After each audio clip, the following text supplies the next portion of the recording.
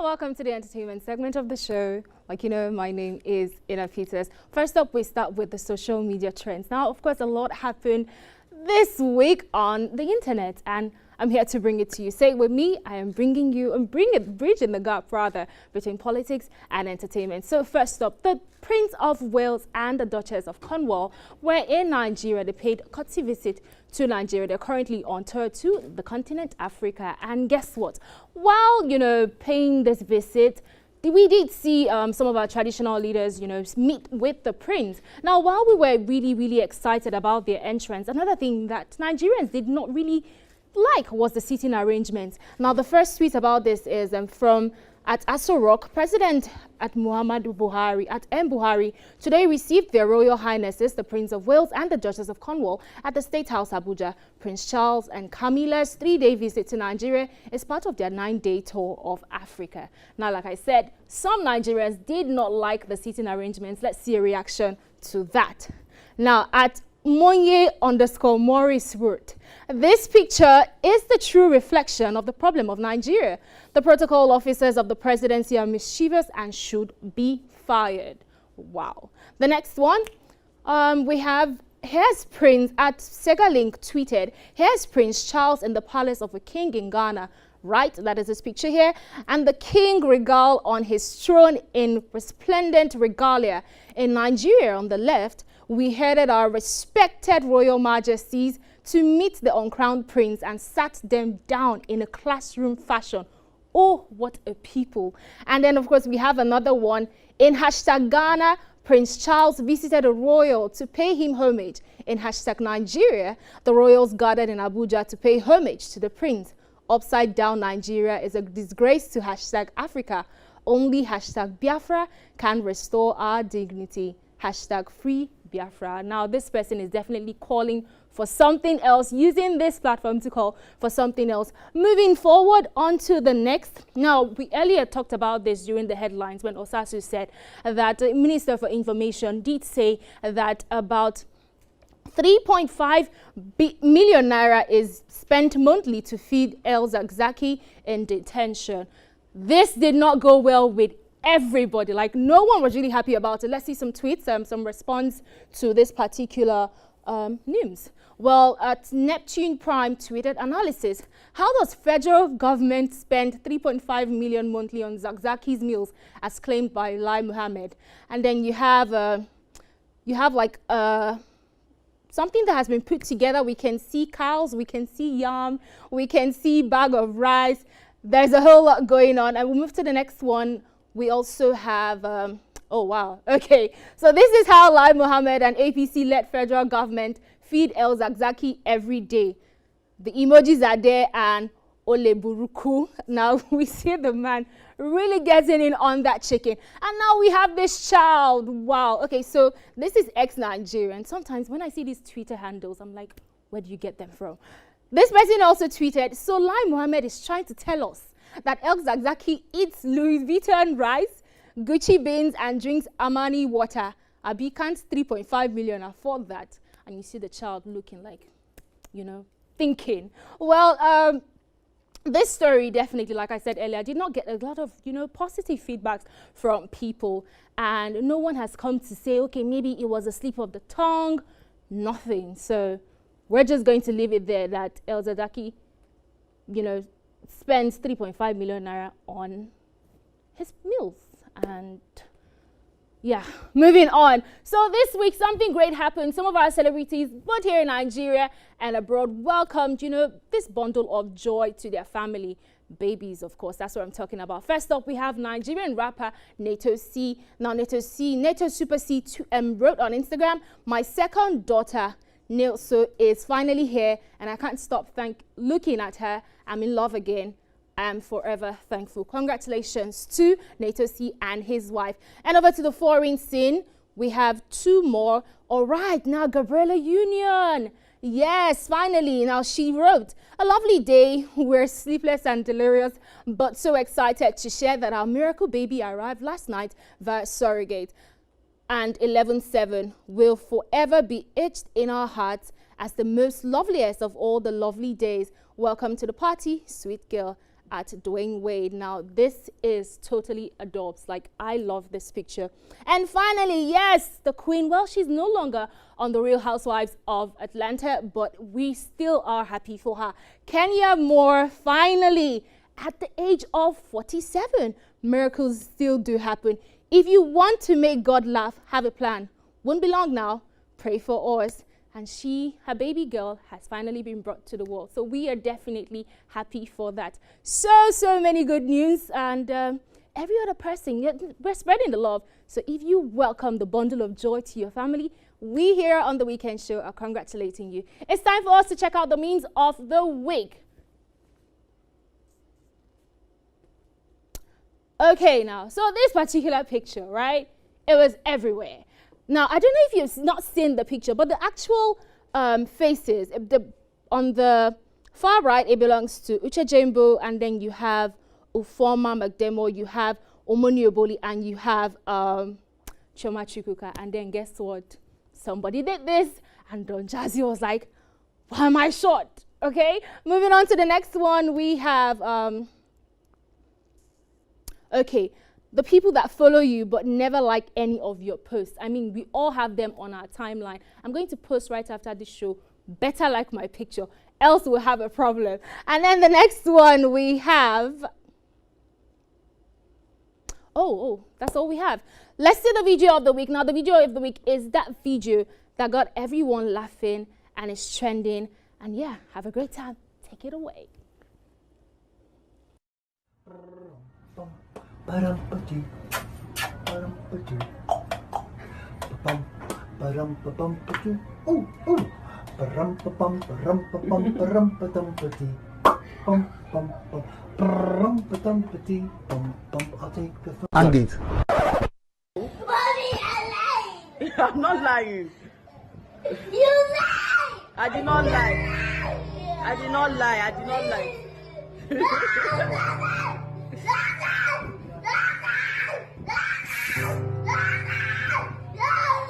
I did not lie. I did not lie. You lied, John. I did not lie. You lied. I did not. Mommy, please. Help me. You. It's not painful now. Mommy, that is that I did lie. I did not lie. It's okay. Mommy, that I did not. Wow, now that is definitely the height of deceit. Who did not go through this?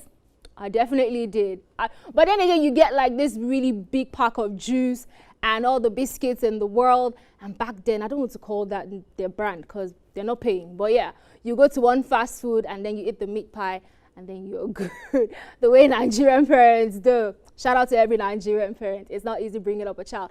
Well, guys, we're still in the show. I have with me a super talented artist who's going to be joining me right after this. We're going to be giving you just a hint to know who is coming on the show right after this. Stick around for my exclusive interview with this super talented artist. And ladies, you want to see this one. Welcome back to the show. Like I said, I have with me a super talented artist. I think a lot of Nigerians got introduced to him, you know, on TV. We got to see him do what he loves to do. And so many people fell in love with him. And then he came back again. It was like the return, you know, to TV. Guys, I'm sitting next to the one and only John Ogger. How you doing? Hey, what's up now? I'm good. I'm good. I've been enjoying watching you on TV. Ooh, really did you hear that? How you doing? I'm fine, thank you very much. And I'm stressed. Why But you it's good. stressed? Good stress. Good stress. Yes, good stress. You know, planning stuff, you know, working towards different goals. But it's a good one. It's a good one. All right, so let's start from the very beginning when we first got introduced to your talent. A lot of people back then, you know, what was, you know, being in a competition like that like? It was nice. It was amazing because, you know, they took all of us to Lagos and we were put in a building together. So my first sort of like housemate type experience started in that show, Naija Sings. And then competition, silent competition, where in the house we're all cool and we're all this, but you can also know that this person doesn't like you and this one needs you to go. Yeah. So you hear chatter like, we know now. We know say John go this save this week now. We know say Tamara no they go anywhere this time. We guys fight for this team. We guys vote. So you know. Yeah, because there were a lot of, you know, This even when you came out, rivalry. people were saying, oh, this one won because, you know, because of Yeah. his face. Yes. So, you know, because of that was, you know, a music competition, did you ever feel the pressure, like even till now, to just prove people wrong that, look, it wasn't because of my face, it was because like I Yeah. have this talent and all To of be that? honest, at that time, yes, I was very, very perturbed by everything because I just felt like, are you denying my talent because I have the face that God gave me, or my mom's face? Look at you being modest. Oh, thank you. You know, but I was disturbed by it. And now I don't think you can tell me I can't sing. I mean, if you say that, then you're just denying the truth. You know what I mean? But there is nothing being a fine face on TV. It's what you have, use it. You know, God gave you a fine face, God gave you a beautiful body, God gave you a beautiful voice, God gave you a beautiful hand or something. Use it. Do you understand? And I thank God that I used what He gave me. Yeah. So why did you feel the need to go back to the Big Brother Naija house? Oh yeah, so when I came back, you know, they were telling me that, John, I was like, how do I reintroduce myself into the industry? I finished school and everything. And then so they said, my friends they were like, John, you have nothing to lose. Just go and audition for this Big Brother. I was like, no, why should I go and audition for? Do you have anything to lose? I said, no, I have nothing to lose. So I go and audition. And I just went and I auditioned for it. Because I knew it would be a good opportunity to like, it's a springboard where the entire Africa is watching. Yeah. And they can see you. So I think that was a good platform to like reintroduce yourself back in a good way. So, Well, yeah. it's been a while now, but do you think, is there anything you regret in the house? Be honest. Like, it's dead and gone. Well, I regret not being too honest. You know, there were certain things that happened in the house that I would say, oh, why didn't I speak up on, or why didn't I address? You know, because I feel like that would have been really amazing for people. You know, addressing people's way of thinking, people's mentality, people's, you know, looking down on things that are sort of foreign to them. So I felt like if I had spoken up on that, that would have been really good. All right. Zzz, back to the present. What have you been up to? Okay, so right now I'm working on my new single or my my album. I've not released anything in a while, I understand, but I'm working on my album. So, but that's not really the crux of what I'm doing now. Currently, I'm a barrack boy. I grew up in the barrack. You know, my dad, he went for peacekeeping in Angola, and I remember when he went for peacekeeping in Angola, we were very, very scared. Every week they would call, is he all right? You know, so the stress, the strain he had on us that period was something amazing. So recently I just said, you know what? He's retired now. How do we pay tribute to these people? Do you understand? So imagine if I had lost my dad at war. So I have friends that have lost their parents serving in the army, serving in the Navy, serving in the Air Force. So I just said to myself, okay, we need to pay tribute to our fallen heroes, pay tribute to our serving heroes, pay tribute to those who have served and are retired as well. So I'm working on an initiative called Heroes Tribute Initiative. It is by my foundation, Agogo Music Foundation, in partnership with Care for Heroes. So we want to honor them and say thank you for your service. Because you are defending our peace, we can sleep at night. You know, because every day you are there at the borders fighting for us, we can have sanity in this country. So that's what we're currently working on. We hope that the focus would be to help the families of the fallen heroes, like the widows. You know, these women need our help, they need our support, and they need to know that they are not forgotten. Just because your husband is dead and gone, they're not forgotten. So that's what we're working towards currently. Fantastic. That is Yeah. really, really great. Talking about Agogo now, so there's this thing I see on your social media, Agogo Live. Tell us about Yes. Agogo Live music also. So I also, as a musician, I know that there's a lot that we need to work in terms of structure in Nigeria. You know, how do you as a musician get grants? You know, I think there are allocations for the industry. How do we access those grants? I'm a musician, you know, and I don't know how to access the grants, maybe in Bank of Industries. I need to do a lot more research into that. But that's why I created Agogo. I want it to be like, if we can access funds for the creative industry, it would be really amazing. You know, I would be able to finish an album, a body of work. And I think people would expect something awesome from me, given that I've already released a song called Onkusuru, not to hype my horns, but I'm just saying, you know, that would also help me. It would help me not go into doing maybe Yahoo Yahoo or something just to finance my own hustle. Do you understand what I Yeah. mean? And it also helps start creating structure for any upcoming artists out there who wants to be on the top. You know, you have access to funds that you can reach. And so we started a platform, Agogo Live Room, monthly, and we showcase in Abuja here, we showcase people's talent. You know, it's always at the last Thursday of the month at Sheraton Club Indigo. And so we bring them, you experience them, you experience their song, their songwriting, what are they saying, what's their message, what's their style, you know? And because in Nigeria we have so much diverse sound, Yeah. we must learn to appreciate it. The mainstream is narrow, but outside the mainstream, there's a lot of beautiful music, and those people deserve to be heard. So I think that's what Agogo is standing for.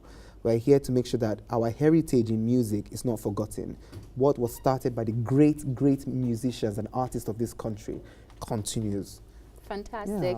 Yeah. So if there was anything you could just rant, you know, talk, complain, just talk about something that's been on your chest concerning the current state and current situation of the Nigerian music industry, what would that be? What I would rant about with regards to the Nigerian music industry is, I feel like we are getting representation currently, but we need a lot more diversity. We need a lot more diversity. Turn up for concerts, turn up, buy the music, support those who are giving you great content. I feel like that is something that needs to be heard. Johnny Drill is doing amazing. Rick Asani is doing amazing. Aramide is doing amazing. You know, I'm also doing amazing. And a host of us, Jessica Bongos, Frankie Walter, all these people are doing amazing. Support us not just by playing our music in your house, but requesting it on the radio stations as well, so that we too will get heard, you know. And you hear good music, it permeates into the system. When we write something that is meaningful, those are prophetic words, and I don't think should be taken for granted. When I write about the story of we as Nigerians wanting our hustle for God to bless our hustle and for us to move ahead in time, I think it's something that connects with every Nigerian, and it's a positive word, you know. Yeah. I recently wrote a song called Overseas.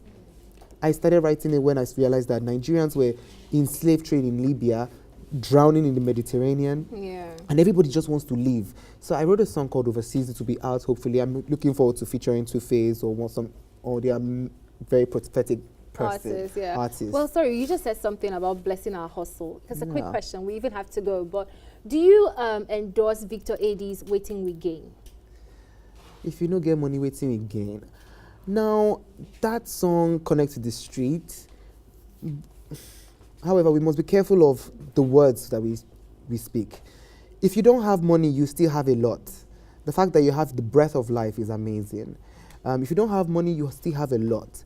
Do not base success on having money. Not everybody in America is successful.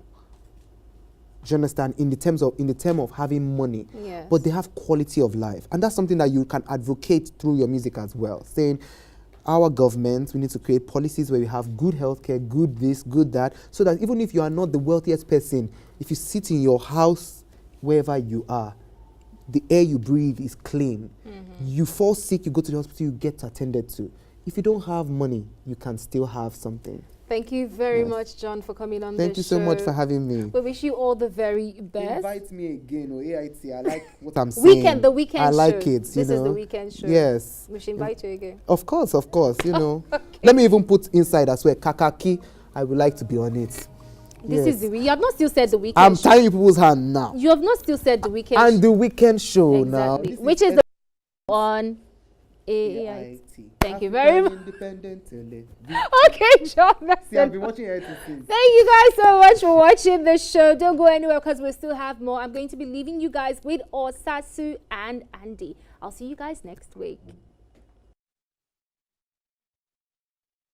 Where I want to go.